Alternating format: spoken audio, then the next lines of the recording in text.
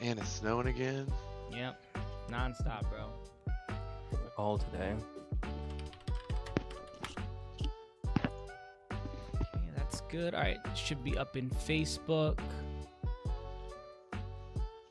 All right.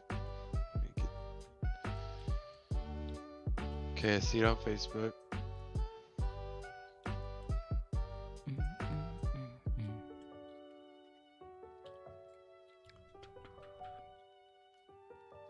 Obviously, we'll talk about it on the show, Corrupt. But what's the schedule like for Dahlia coming back now? I saw an Apocalypse show coming out. Yeah, we got a lot like coming up that isn't announced too. Nice. Just trying to load up and get it over with. Get people while they're cheap too. Well, no, we're not really booking like big acts yet. Okay, that's probably smart. There's not many guys that are comfortable yet. We talked about it a little bit. Like some of the bigger names are still like hesitant to travel and do shows right now, unless it's like in Florida or Miami, just because they think they'll get a lot of negative criticism. Yeah, man. Which is stupid, but I mean, it at the same time, it's a pretty sensitive industry. Like if you do one party where nobody's wearing a mask, you're like a bad person. So you gotta be careful. Maybe. But yeah, I'm excited. I was not ready for that curfew shit though. I had to play till 2:30 last week. Yeah, man, I did as I don't think anybody was expecting that. Too bad. It wasn't too bad, but I definitely needed a Red Bull around 10:30. There goes my camera again. Throwing you out of focus. Yeah, 2:30 was a bit aggressive. It's a bit much.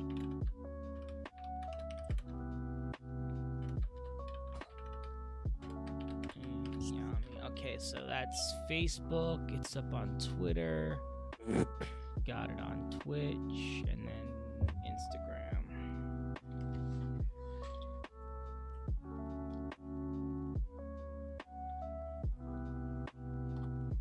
Hold on real quick. I'll be right back.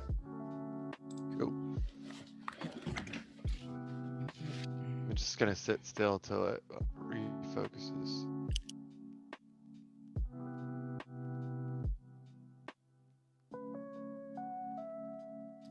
Let's see, we got this. Oh shit. I'll just be the blur man. I don't understand it. Which camera are you using? That Logitech C920? Yeah, it's so good. It's a good camera. When it works. Yeah. You gotta download Logitech G Hub, and that'll let you tune all the things. I couldn't figure it out. Oh, there now you're focused now. Oh. Give it a second. Just gotta give it a second. Yeah, but. Oh, is that Ryan? Is that Breakfast Club in the house already? Here early? Yes, Young it is. writer. What up? What up? What up? Ryan, you been producing, you been DJing, you been streaming. What you been doing, man? He's been streaming. That's for damn sure. Yep. Yo, shout out to all 6 of you in here. Make sure you drop something in the comments. So we're gonna get started around 6:30. We got YAMI and OBI-WAN Shinobi, 2 of the coolest DJ names we've had on the podcast. Same show. Starting soon. Tell a friend to tell a friend. We're starting in 5 minutes.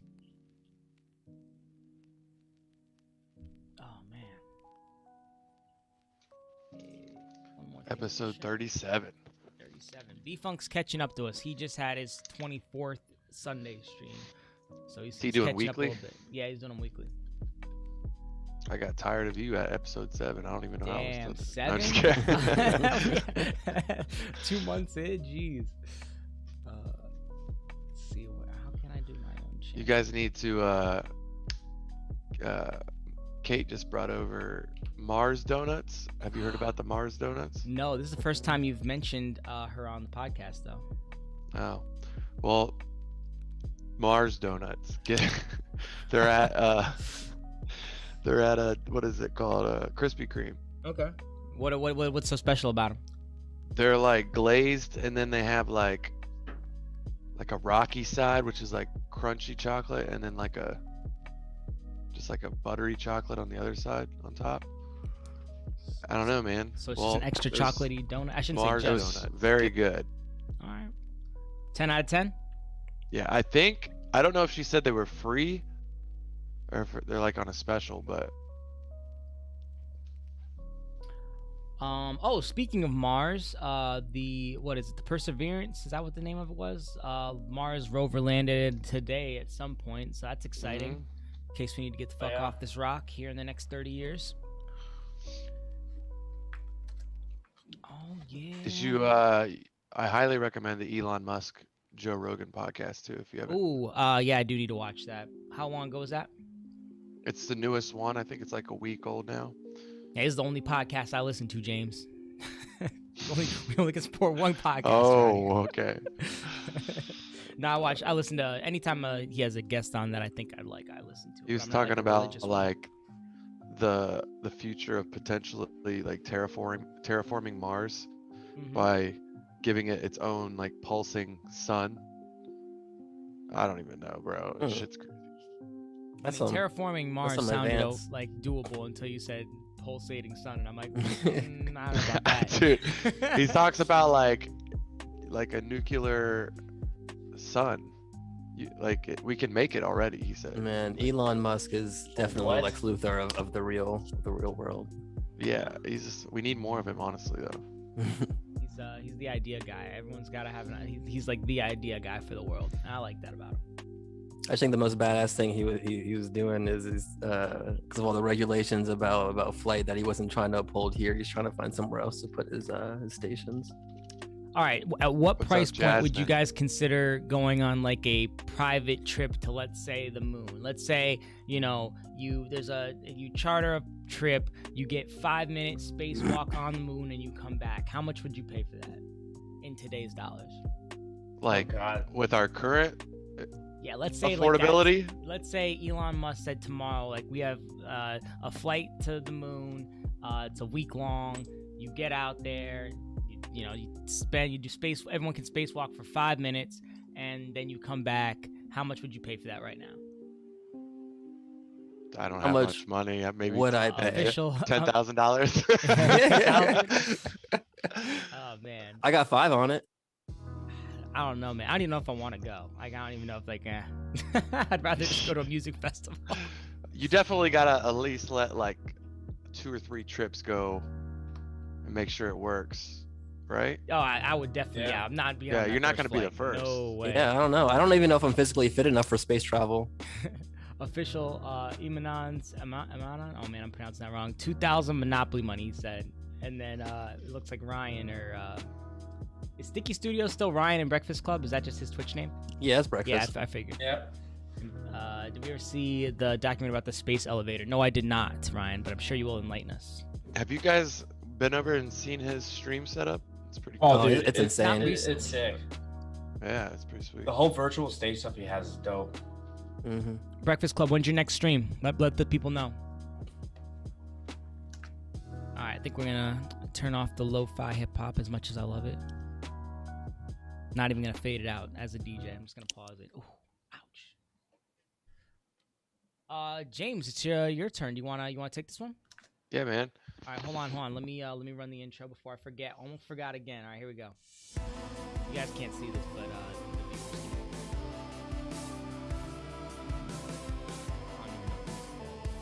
Can I talk now? You can talk right now. Go ahead. All right. Welcome out, everybody. Thanks for joining us on this Thursday, episode 37. We got YAMI in the building, Obi-Wan Shinobi. It's going down. We got the curfew lifted. Yes, we did. back. 2 a.m., baby. DJ AXCESS, my co-host. How you feeling today? I'm feeling good. You know what I was just thinking about? Remember, like maybe February, January, that law had just passed where we were like allowed to stay up or out till 4 or 5 a.m. And then next week we were like back to 10 p.m. or 9. I was just thinking about like, is that ever gonna come to light again? Like It maybe needs a to. year from now.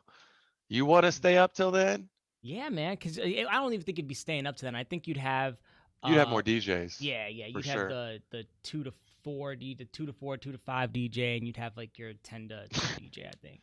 You'd have like specific DJs for that Yeah. 2 to 4 You just bring in that the are just techno built guy. different. Yeah. It just comes in all black, sunglasses, just like high five on the way out. So yeah, thanks for joining us, guys. We love doing this. Let's start out with you, Yami. Tell our crew a little bit about yourself, how you got started, and you know, what kind of music you like to play. Yeah, so basically, I go by Yami, producer and DJ. So I basically got started back. So I've always been into music since I've been a kid. I've always been like kind of like a music curator, I want to say, and then like a little bit of a musician myself. I grew up playing like piano, took piano lessons until I was like in about like I think I was in like 6th or 5th grade. I stopped. I played trumpet for a little bit. Was in a band, and then the middle school band, and then pretty much when I was like about in 8th grade, one of my buddies hit me up with a Decade Dance, which is like an old like DJ software, and I kind of just started spinning tunes off of there and stuff, and then I started spinning when a little bit into being like 15 or 16 years old, started taking spinning like DJing a little bit more seriously in like the bedroom. And then I picked up doing weddings. My buddy Max Hunter was the one that kind of showed me the ropes of DJing weddings. Like, Oh, big shout out Max Hunter. Yeah, I DJ'd his wedding. Yeah, that was. Were you there at his wedding? Yeah, I was. Oh, that's awesome, man. Yeah, the wedding was dope. The whole setup was amazing for a wedding. That's fun. Yeah, keep going. I just had to say what up to Max. Yeah, but yeah, so he was the one that kind of taught me how to like beat match and everything, and how to read the room and get crowds going. And yeah, so towards the end of my high school career and into my freshman years when I started doing that, and then started DJing college parties and stuff. And I've been producing since like I got FL Studio when I was 15 years old, and started made beats for like friends and stuff. And then that kind of went into like making more like electronic music and stuff. And then yeah, I started DJing parties here on campus and everything, and then that led into me getting I got a gig to open up for Slushy, and that's when I got my name kind of more recognized locally. And then I played Honda Fest and stuff, and started playing space camps or the on underground events a couple years ago. And then yeah, I got a past year I've been playing Dali and BBR a little bit as well around Columbus. And then, yeah, I've been producing a lot more in the past year and a half. I've been producing a lot more serious and learning like the ropes of it, like learning how to do everything from like back to front. And then, yeah, I ended up starting releasing my music this year. Came out with a couple label releases and have a lot more stuff coming up as well with releases and everything. That's a pretty long DJ career for how young you are. I mean, that's impressive, dude. Like, Corrupt, what do you want to ask about first? No, yeah. First of all, I don't know much about your production stuff, but I definitely got to see you play, Dahlia quite a few times. Hendox that recently was a really good time. That party you guys threw. So I've seen you, play multiple genres. So I know you're more towards electronic, but I've seen you mix it up as like an open format DJ. So I think that's really awesome. Yeah, so. Yeah. I love playing all kinds of music. My dad kind of grew up showing me from Mozart to smooth jazz and to hard rock to my mom listening to my mom listening to world music and stuff and like Iranian rap. So yeah. I kind of have like I like everything except for country. That's the only thing I it always says except for country, man. I want to hear about like this producing journey. So it started off, you were it sounded like you were in like marching band and then like a band in high school. Was that two separate projects? No, it was just kind of like band, like just like you pick. I played trumpet, so I did trumpet for like a couple years in like the middle school band, and then that kind of dropped off because I wasn't really a big person of like being with a trumpet band and all that stuff. So I kind of like taught myself piano like a little bit and stuff after I stopped taking lessons when I was in like 5th grade or so. I can't really remember. I was very little, and then that kind of just like led into I started off listening to like Skrillex and like UKF dubstep and stuff when I was in like 7th or 8th grade. I was like, whoa, what is this? This is pretty cool. And then like for some reason I drew out of that and went into like alternative phase and ended up going to like Passion Pit and all these alternative concerts. And then one of my friends, his name was Clay Weiner back in high school. He like mixed and mastered bands and all stuff. So he kind of showed me like the ropes of that with like Pro Tools and all that. Then I got FL Studio when I was about 15, I want to say. And then we started messing around with like making beats, terrible songs, but I was having fun with it. So it was amazing. And then so like everyone else would be playing Xbox and I'd be doing FL Studio, like DJing on my little Serato. Hey man, we're on PC now. We're on PC now. Get that Xbox stuff out of here. Yeah. No, I'm just kidding, man. But so just been like that kind of like started off my like production journey, and then that led into like college is when I really started to like hone down on my skills and everything. I'm more and more like producing and learning like the inside and out of FL Studio, how every plugin worked. And then really, I want to say like, so I just kind of like messing around and then took it seriously about 1.5 years ago. And then about halfway into that, I started taking lessons from Carbon. I don't know if you guys going to know who that is. He's like a producer as he's a dubstep producer. Okay. And then I started taking lessons from him. And that's when it started to really like click for me. And then after that, just kind of started creating more and more music. I try to make a song a day now, even if it's like 1.5 minutes or 2 minutes long. I try to make a song a day, so that way when quarantine's over and like that already set up to like a bunch of these releases I'm having coming out, and then just building up on top of that more and more. So I think I have like 15 or 16 unreleased songs in the bank right now, and then a bunch of whips, probably hundreds. Now during quarantine. Before we get to Obi, I want to ask, within your like production career, like, you know, you mentioned you were releasing labels on music. What's that experience like? Like, which labels are you working with? How easy was it to get your music with the label, and kind of how have the labels helped you kind of get your music out? Yeah. So basically, it was like back in April. This is when I really started to like get my feet deep into like all the label work and everything. I actually I'm in this group called the Fire Society. It's like a production group that kind of like, it's like online. It's like $30 a month, and you get all these access to like, they have like workshops and stuff. And basically someone posted in there saying they were hiring for gridlock management. And I was like, oh, okay, to do like a social media manager. And I was like, I graduated in strategic communication. So I was like, why not give it a shot? And I got my foot in the door with that. And then one of the guys there was like, he was like, hey man, he was like, hey man, do you have any songs or anything you're working on? And I was like, yeah, I'll send you some. He was like, bro, these are sick. Like we'll take some of these. Wow. And I was like, all right, cool. And then I had a collab with my buddy Shaw. His name is Naeem. He's been so cool to me and like teaching me the ropes of the music industry and everything. And shout out Naeem, who goes by Shaw, and then also John, who goes by Scrap. They've kind of been like mentors to me with all this. And so I'd start off with that, and then I released 2 songs in 2020, and hoping there to be a lot more to come. And I'm pretty excited for a couple things that are coming up this year. I can't really say anything, but I'm pretty excited about it. Oh man, that's cool. Look forward to it for sure. And then Obi, I want to jump to you, man. Tell us about your career as a DJ and what you do now. Sure. So I first got started with music like YAMI in high school. I was in a band, and that lasted up until the freshman year of college. I was at Howard University before I moved here to Columbus. And when I moved here, you know, we couldn't do stuff with the band back in DC anymore. So I really wanted to explore something else with music. But I didn't really want to coordinate with a bunch of people and, you know, get a bunch of people's schedules together and try to coordinate artistic vision. Just kind of want to do something by myself.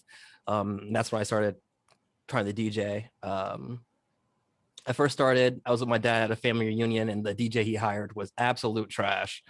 And I was like, you got to do better than this. He said, no, you got to do better than this. And he bought me a little Serato board.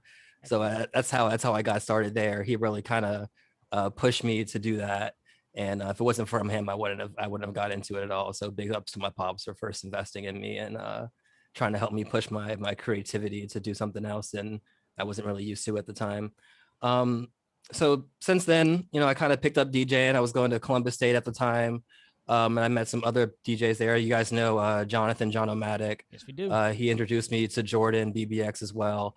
And they kind of showed me the ropes a little bit on how beat match and mixing and key and all that. I was also frequenting at the time this party that was going on, Black Ice.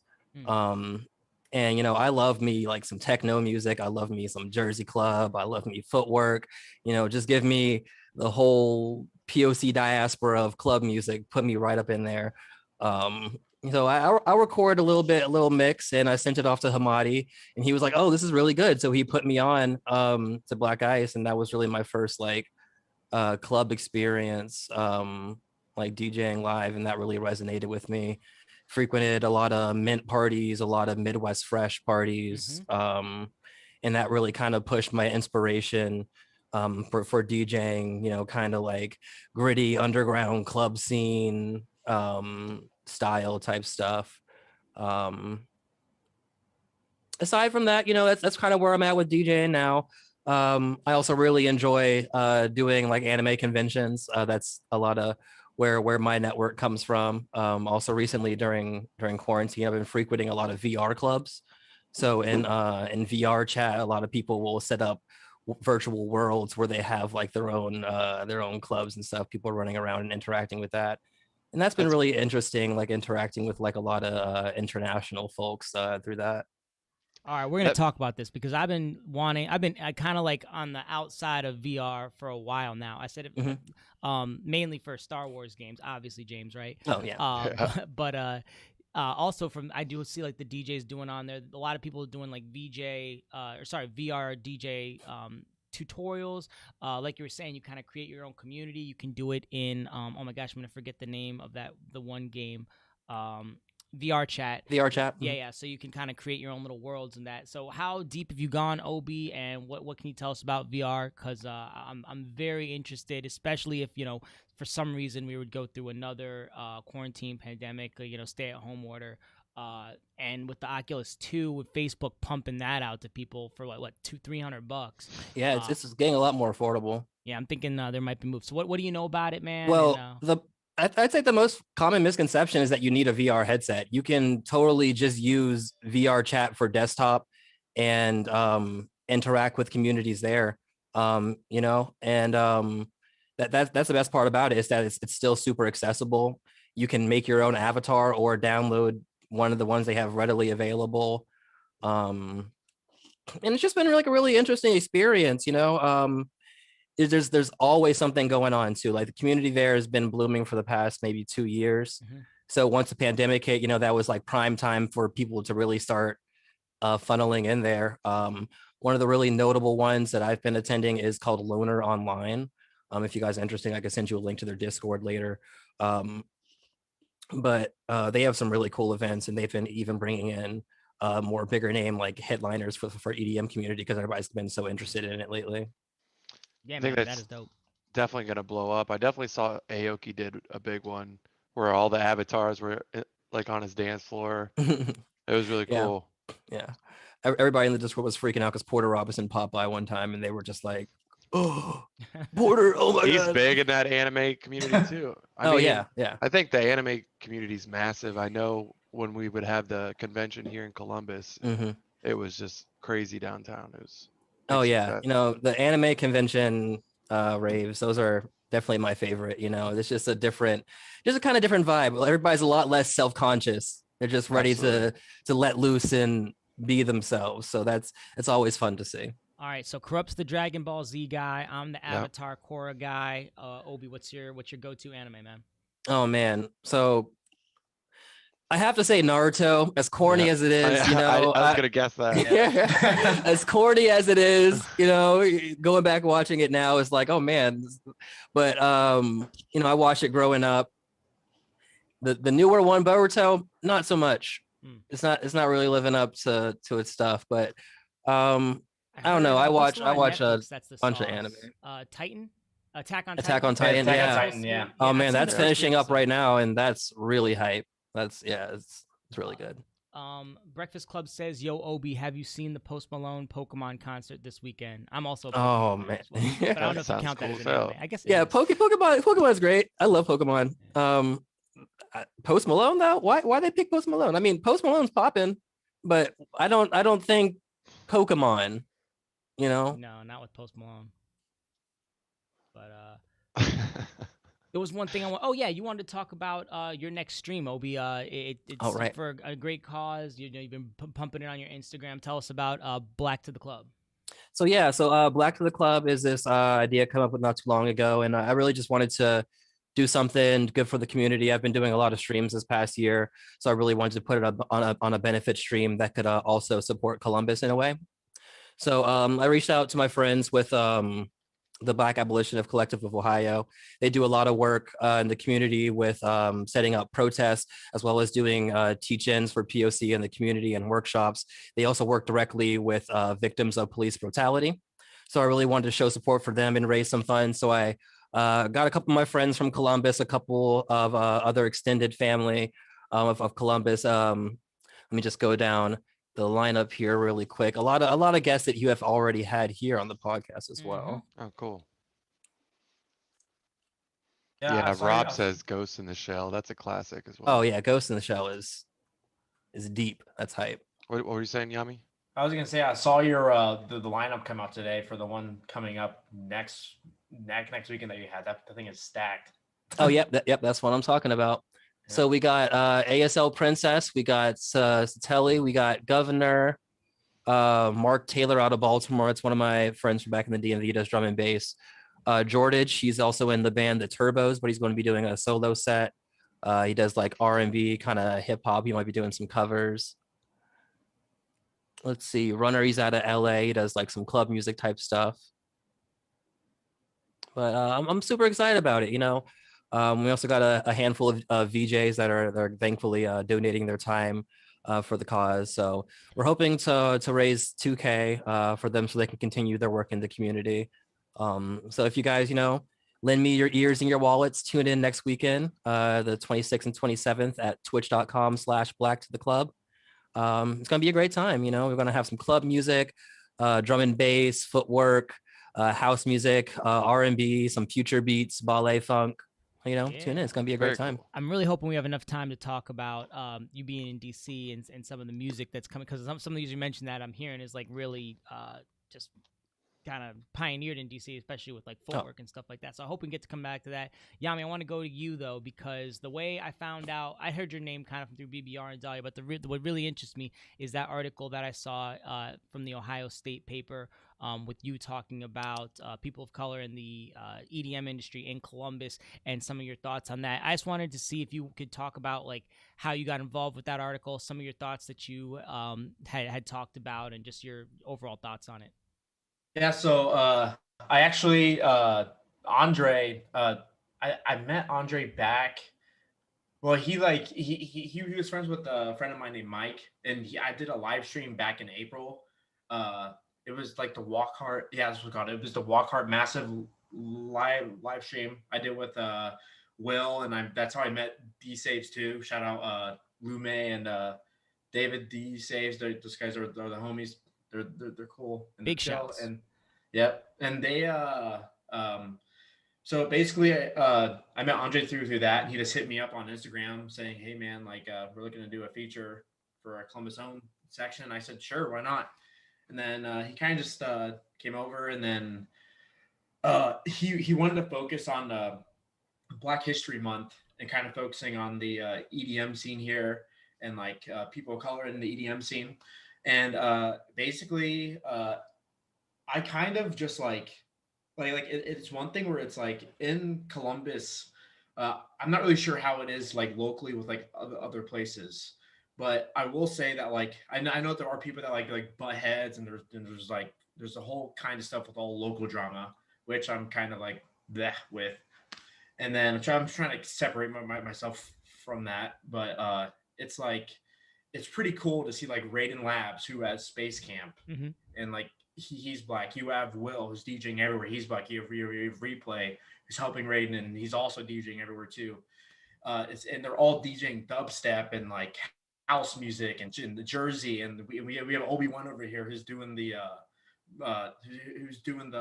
live streams right now. He's DJing all kinds of cool stuff. Like he's mixing Jersey with like some hardcore stuff, which is sick. And so like and you have Nomadic and BBX too, or make their own stuff, and they're all from Columbus, which I think is very unique.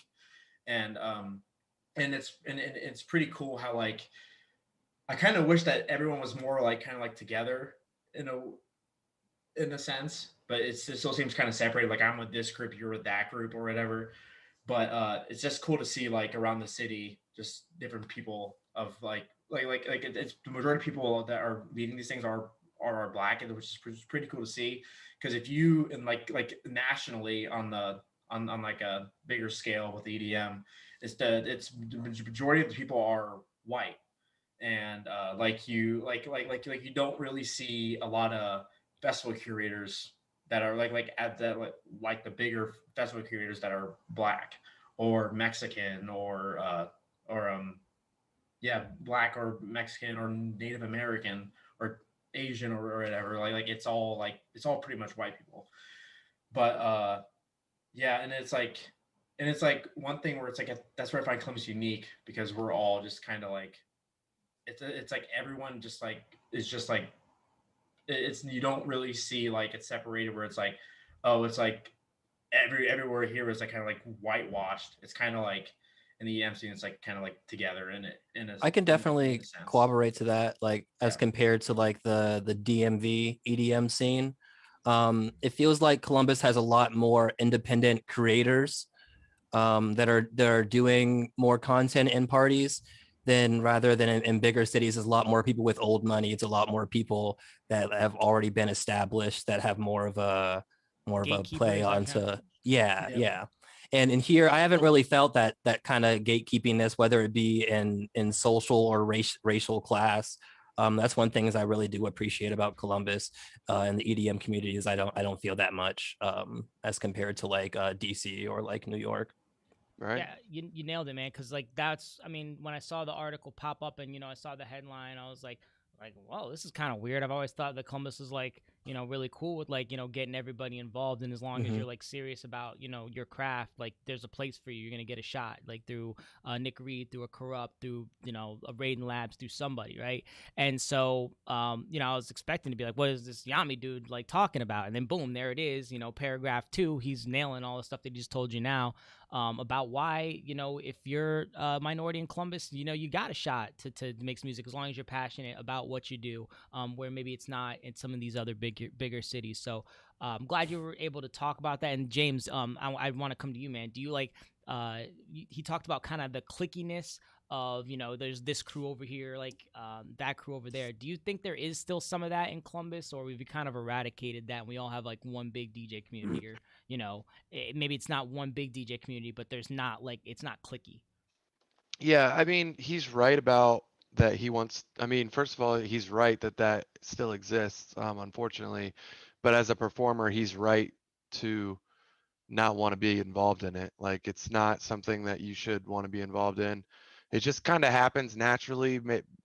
Sometimes it's business. Sometimes it's, just the persona that, I've been told, that I'm, that where I work or that what I am is like, not a sellout, but like somebody that doesn't,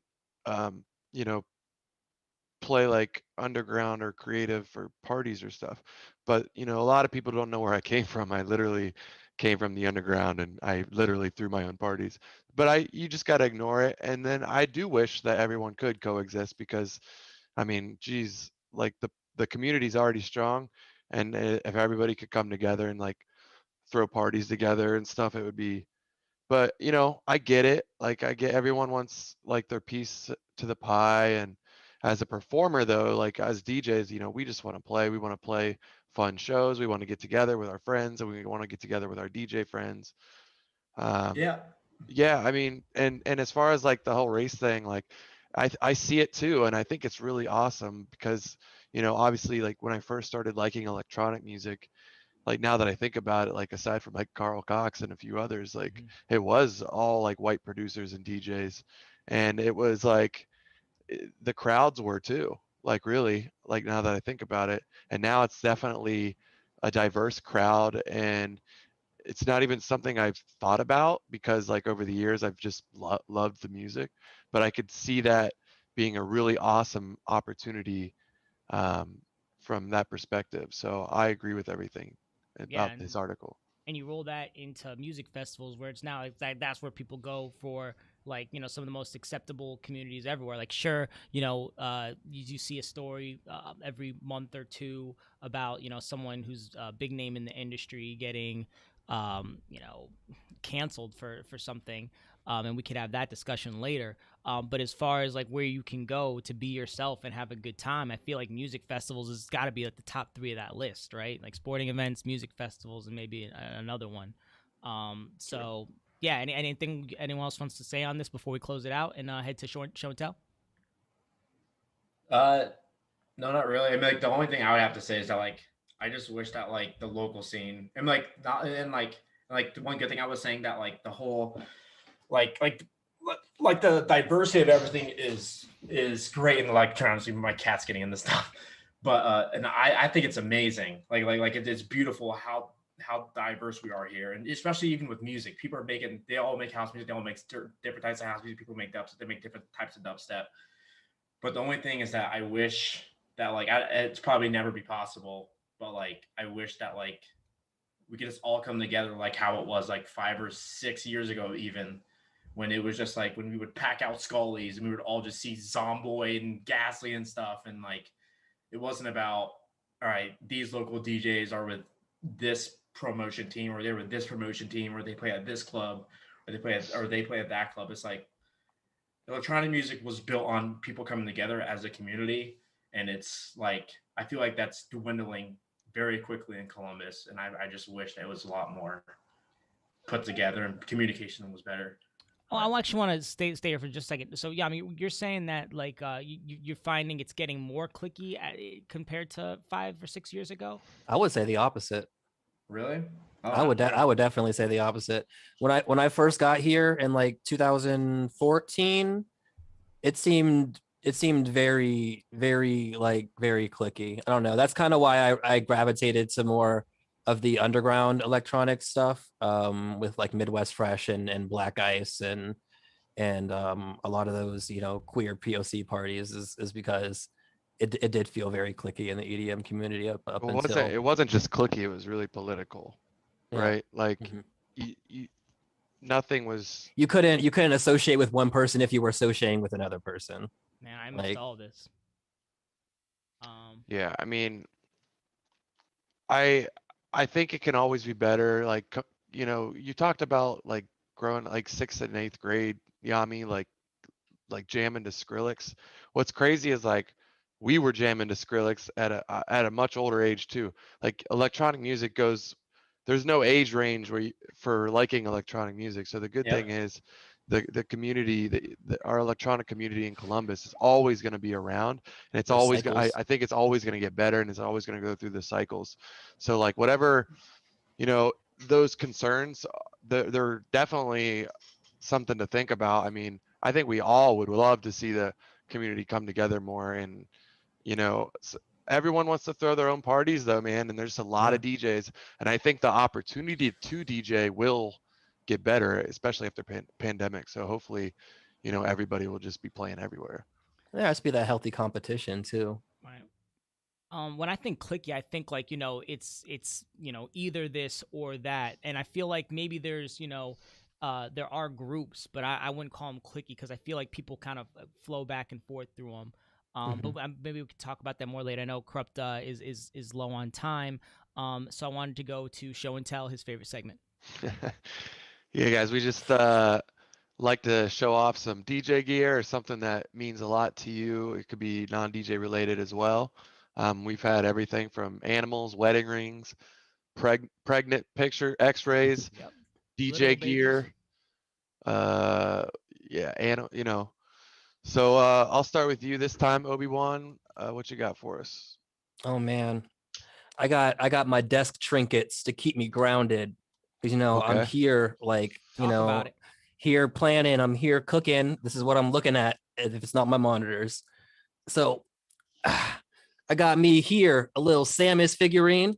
Yup. My favorite Nice. Nintendo character. I was hoping for a Metroid Prime 3 in the Nintendo Direct yesterday, but maybe next year. We'll see. Got some Man, more I Smash thought you were Bros. about content. to pull a Naruto character up, man. Oh no, but hey, we got a little I like that. Grogu here. Okay, there you Yeah. go. We Damn. got a little Perfect. Grogu, whenever I need to Man, be I one with the still Force. see all the Baby Yoda memes still going Of course, every a time. little They are. another bobbly one. Nice. No, that's all from me. Did you play Super Smash Brothers with Samus your main or something? Oh yeah, Samus is my main. Okay. Corrupt, did you play Super Smash? Yeah, I'm trying to think who I was. My favorite character, probably Pikachu. Yeah, Was that? I like Fox. You can't go wrong with Pikachu. Yeah. Fox. Who or was the Marth? guy that had or everybody could pick up the big hammer, right? Yeah. Mhm. Okay, yeah. All right, Yami, show and tell, man.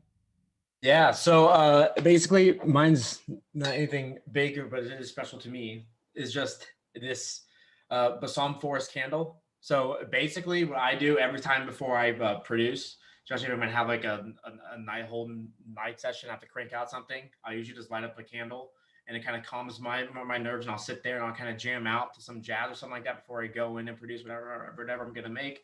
And then it kind of just like calms down my my nerves. I've been doing it for like the past year, and it's just something that's just been very like And then, this is especially in that sense. what's it called again? It's just the Balsam Forest candle. That I Hold normally the light up. label up to camera if Yeah. you can. Ta-da! Okay. All right. Helps calm the nerves. That's our first candle, Yeah. James, for show and tell. First candle, and I love candles. I need to get my candle game up. Like I have, you guys. I mean, I buy candles. Like it is calming to first just even light a candle. But I get the ones that are like the. You guys are gonna hate me. It's just like an air wick candle. What's that? It's just literally like it's in the cleaning section for like $4. It's supposed to smell good, but I need to get like creative with my scents. Okay. So like whatever that forest that is, like that sounds like a vibe. Yeah, I stopped with the candles thing when they started to come out with like the man smells like they had sawdust and Oh, fresh cut yeah. grass. And, Sawdust. Yeah. Yeah. I'm like, who's like, ah. Like, Damn, you- testosterone builder. Have you guys ever been to that Candle Lab place down oh, on? no, man. Oh, you can like make your own candles. They have like, gosh, they have like, I don't even know. There's so many even. They have like fruit punch. They have like, they have some weird ones. They have morning Super dew, custom. which is like the dew on like the grass or whatever. It's like a scent.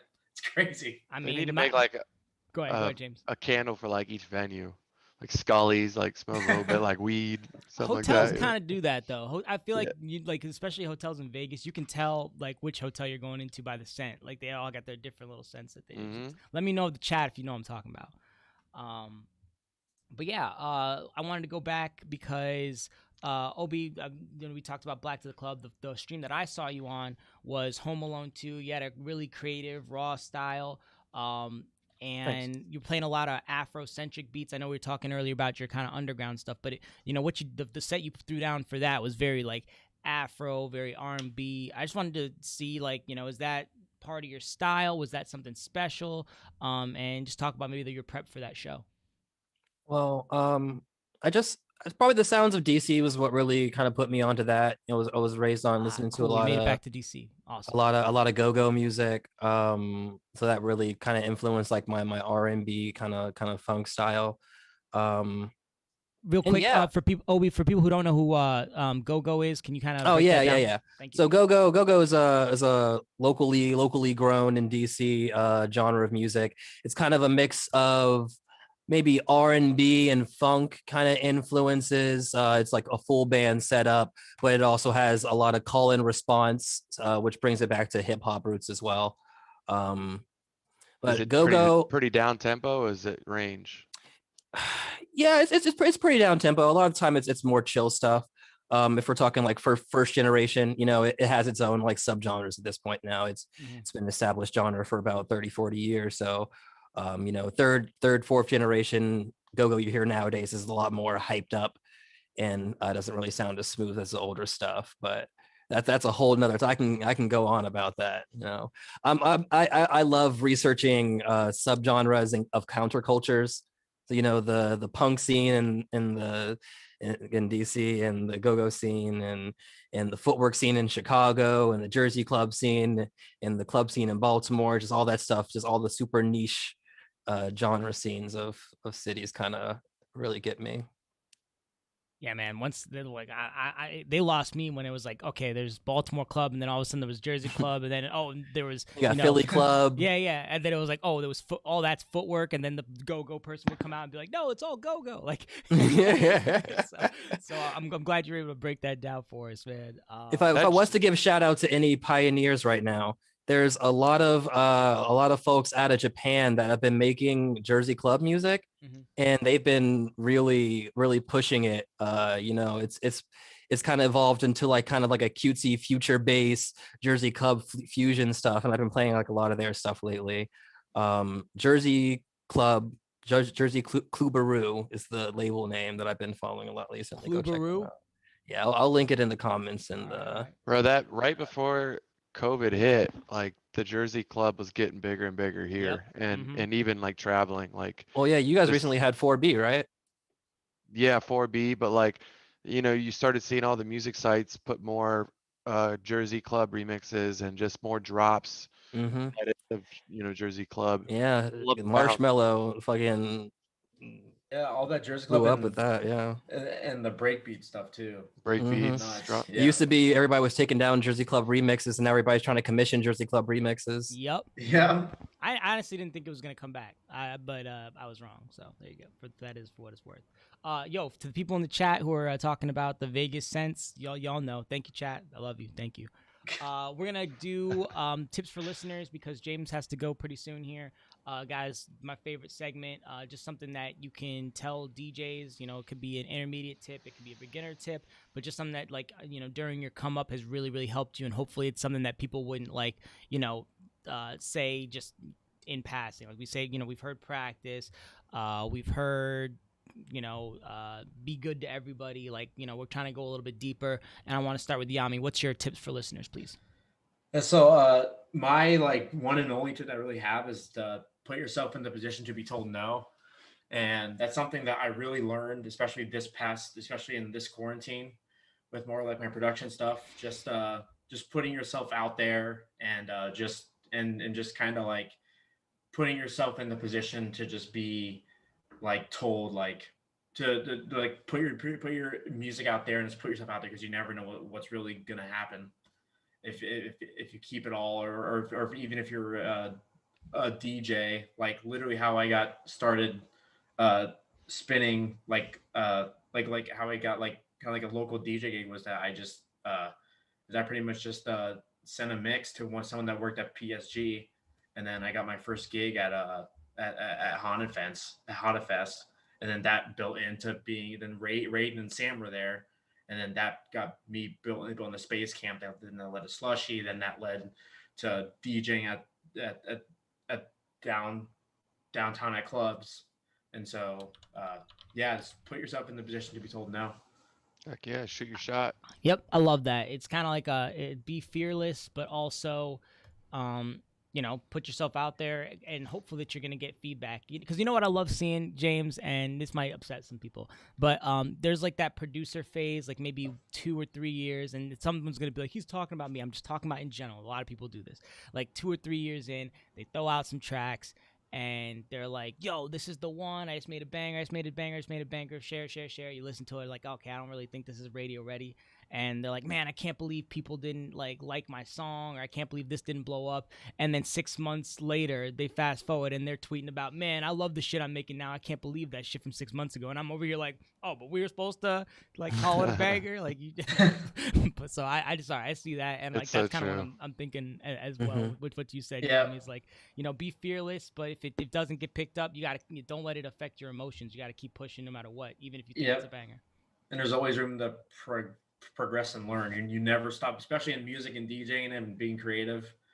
Being a creator too is like you never stop learning. 100%. That's why we're here. Obi, what you got for us? Tips for listeners. Tips for listeners: do research on other genres outside of what you normally listen to. There can be inspiration drawn from everywhere. Don't get tunnel vision, because then you're gonna put yourself in one category. You don't want to get stuck there. Very, very good point. We've had something similar, but that needs to be emphasized. I mean, like every genre now is influenced by other genres.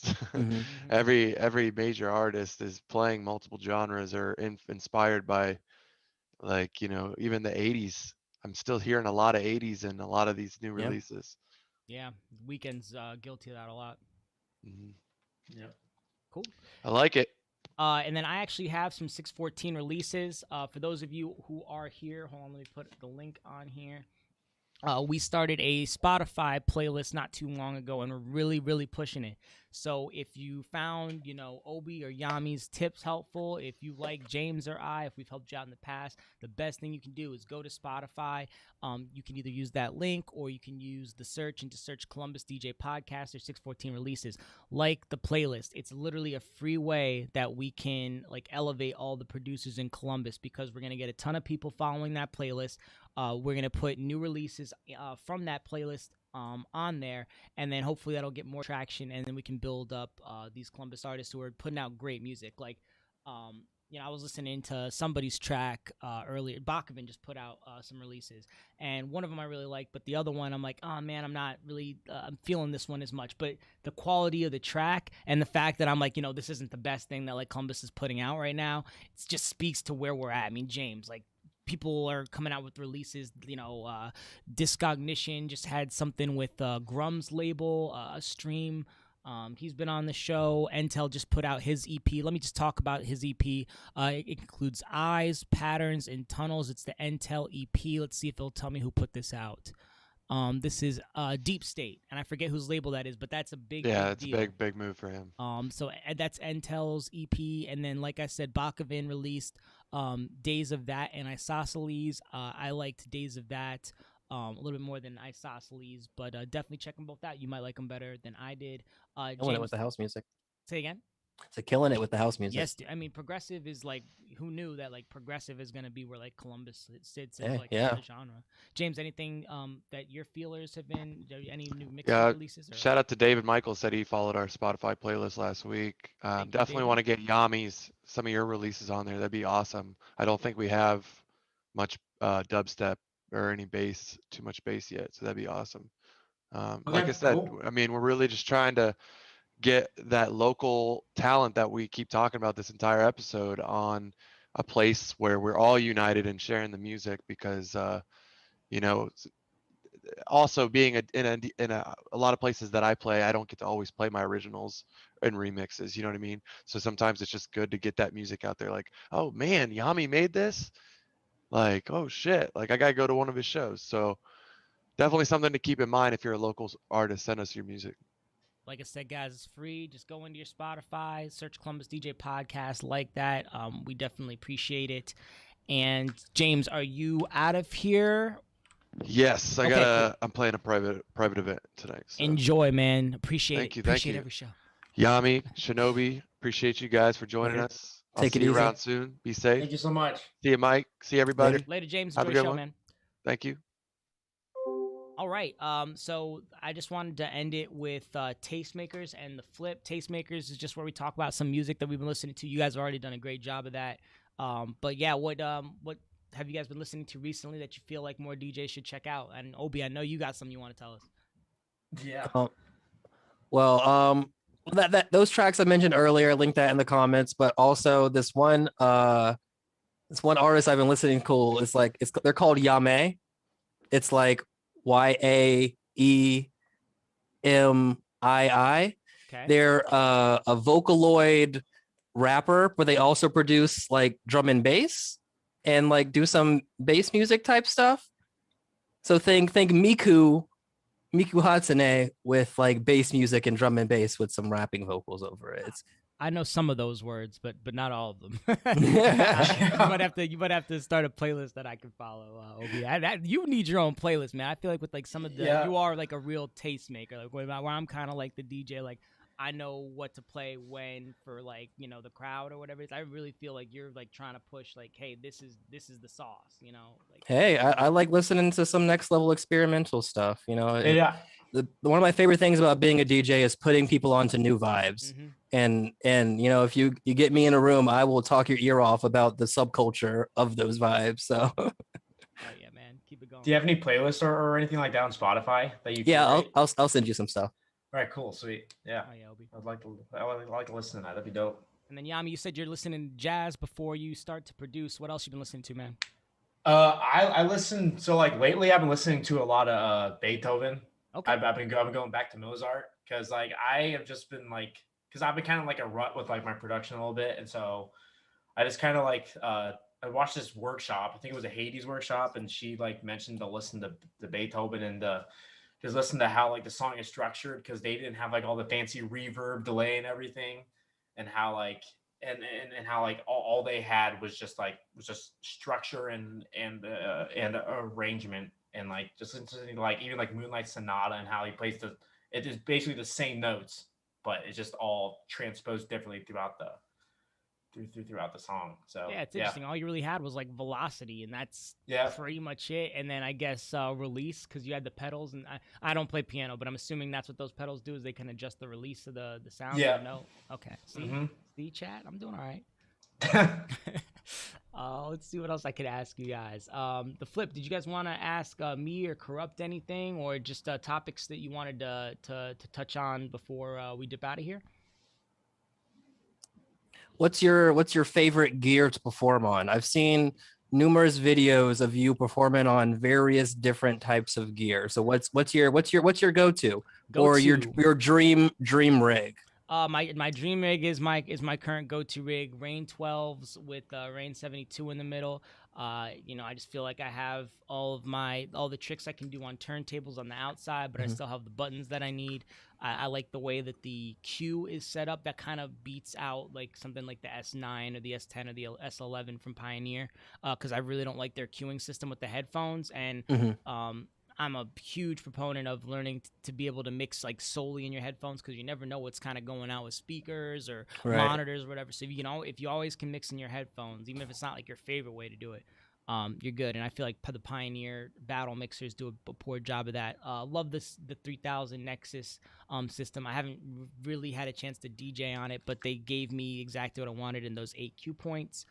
But yeah, that's what I like to perform on. Obi, I know you like Serato controllers, and then Yami, what do you play on? Oh no. Oh wait, what? That's just what I got started on. Oh, I got my RX2 right here. Is that oh wow. Box? Yeah, that's okay. it's Record Box. That's the standalone plug and play system. Both now I prefer CDJs, but this was just the most affordable option for me. So you know, it's portable. I can lug it around too. So yeah, me and James both liked. I bought it first because I wanted that. It was like the first real standalone unit that I was like, okay, cool, I can actually play the way I want to on that. And then James used it for Electric Forest and then bought it from me. I think he sold it to somebody else. So it's we thumbs up on the RX2. Oh yeah, they're really reliable. Yami, what about you, man? What do you like to play on? Actually right here. I actually still use my little SB3. That's what I practice on. Oh yeah. You and Riley Reckless, man. You guys love that SB3. Yeah, but I mean it does the job. I mean, the only time I ever practice on CDJs is when I go out and play, or if I need, like if I have like a show coming up, I'll rent one out for like a week. So well, that's a great thing about the SB3 is that it already has that format for you, so you can just run right up to the Record Box controllers, and it can run everything. Like I'm pretty sure it can run Tractor, Virtual, Serato, like all that. Probably with some finagling. I think it does Serato natively. I can't remember if it does Record Box natively. I think it does. Maybe not. David Michael says, I concur with the headphone mixing removes environment from the equation as far as monitoring. And if you heard it from David Michael, you know it's good. Anything else you want to talk about, Yami? Topics you wanted to cover, man? No, none for me. Cool. Let's see if I had anything else. Once again, guys, if you got nothing else from this podcast besides hanging out with these two gentlemen, make sure you check out the Spotify Columbus DJ podcast. like that. If you came out with new music and you want it on the podcast, just let me know. Hopefully you've been a guest before, and if you haven't, we'll get you on the show as quickly as possible. Big thank you to Obi and Yami. Thank you guys for being on here and sharing your opinions and advice with us, and wish you best of luck in the Black to the Club stream, and then Yami and your shows at Dahlia and BBR. Yep. Thank you. Yeah, thanks for having us. Hey, no problem. Take it easy. We'll be Have a back. good night, everybody. We'll be back not That's next cool. Thank Thursday, you. but the following Thursday. Just keep an eye on our IG, our Twitter. We'll let you know when the next episode is coming. Thanks for being here. Peace. That's sweet. Thank you. Peace Thank you out. guys.